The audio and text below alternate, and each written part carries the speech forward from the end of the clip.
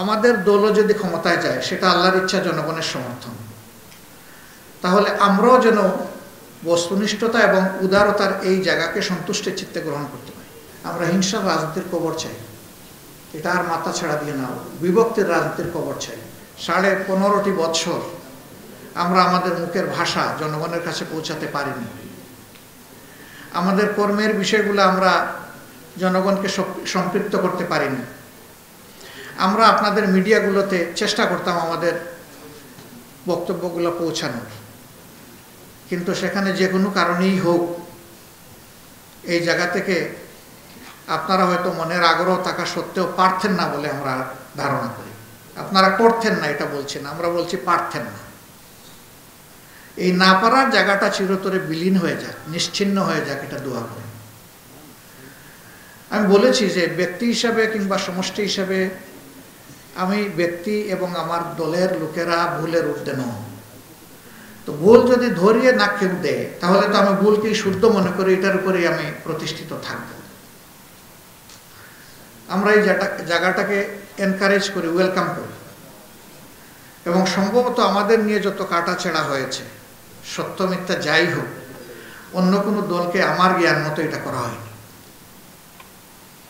কিন্তু আমরা এগুলার মধ্যে থেকেও খুঁজি যে দেখি 10টা কথা হয়তো বা সঠিক নয়, একটা কথা আমরা সঠিক পাই কিনা, এখান থেকে আমাদের নেওয়ার কিছু আছে কিনা, আমরা সেটা চেষ্টা করি। এখন 10টা কথাই যদি সঠিক হয় তাইলে আমরা কত লাভবান হতাম। আমরা লাভবান হওয়া মানে একটা দেশ লাভবান। এটা শুধু আমাদের দলের ব্যাপারে আমি প্রত্যাশা করি না, আমি মনে করি রাজনীতিতে যারাই সক্রিয় সকলের ক্ষেত্রে আপনাদের কাছে আমাদের একই প্রত্যাশা।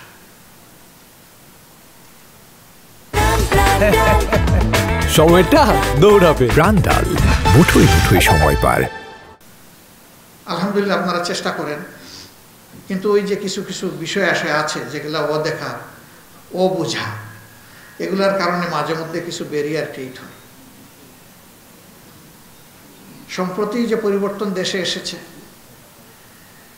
এটাকে স্বাভাবিকভাবে সবাই এক দৃষ্টিতে দেখবে না, এখানের দৃষ্টির ভিন্নতা থাকবেই। কিন্তু সামগ্রিক দৃষ্টিতে যদি আমরা বিবেচনায় নেই তাহলে আমরা এটা প্রত্যাশা করতে পারি বা করতে চাই যে অতীত দিনগুলোতে এই জাতিকে যেভাবে যে জায়গায় আটকে ফেলা হয়েছিল, হাতগুলাতে হ্যান্ডকাপ লাগিয়ে দেওয়া হয়েছিল, পায়ে বেড়ি পরানো হয়েছিল, মুখে তালা ঝুলানো হয়েছিল, এই সংস্কৃতিটা আসলে সবাই মিলে খতম করে ফেলতে হবে। এটা রাখা যাবে না। কথার কথা, আমাদের দলও যদি ক্ষমতায় যায় সেটা আল্লাহর ইচ্ছা, জনগণের সমর্থন, তাহলে আমরাও যেন বস্তুনিষ্ঠতা এবং উদারতার এই জায়গাকে সন্তুষ্টের চিত্তে গ্রহণ করতে পারি। অতীতে অমুক অমুক এই কাজ করেছে, ডিউ আনডিউ বেনিফিট নিয়েছে, কাজেই আমাকেও নিতে হবে, এতে আমার কোনো দোষ নাই, এই ফিলোসফিতে আমরা বিশ্বাস করি না। এই জায়গাগুলো আমাদের রিফর্ম করে নেওয়া উচিত জাতীয়ভাবে। আমি আপাতত শেষ যে কথাটা বলে আপনাদের সবাইকে স্বাগত জানিয়ে এখন বিদায় নিচ্ছি, সেই কথাটা হচ্ছে, আসুন আমরা সমাজের সব দিক থেকে হাতগুলাকে এক জায়গায় নিয়ে আসি আর একটা শপথ নিই যে আমরা জাতীয় স্বার্থে এক। এই জায়গায় আমরা কোনো কম্প্রোমাইজ করব না। এটা যার বিপক্ষে যাক আর যার পক্ষে যাক, তাতে আমাদের কিছুই আসে যায় না। সব কিছুর উঠতে আমাদের জাতির স্বার্থ। আপনাদের কলম মুক্ত হোক, শানিত হোক, আপনাদের মুখগুলাও মুক্ত হোক, স্বাধীন হোক।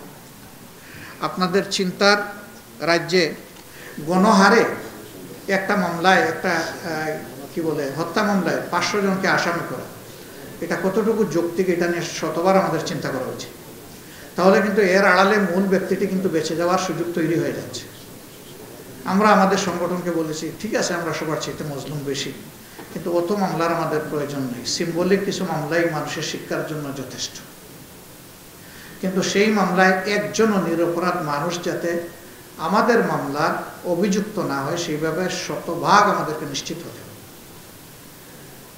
10 জন ঠিক আছে, একজন বেঠিক, এই একজনের উপর যদি আমরা করি এটা জুলুম হবে। আমরা এই জুলুম করতে চাই না।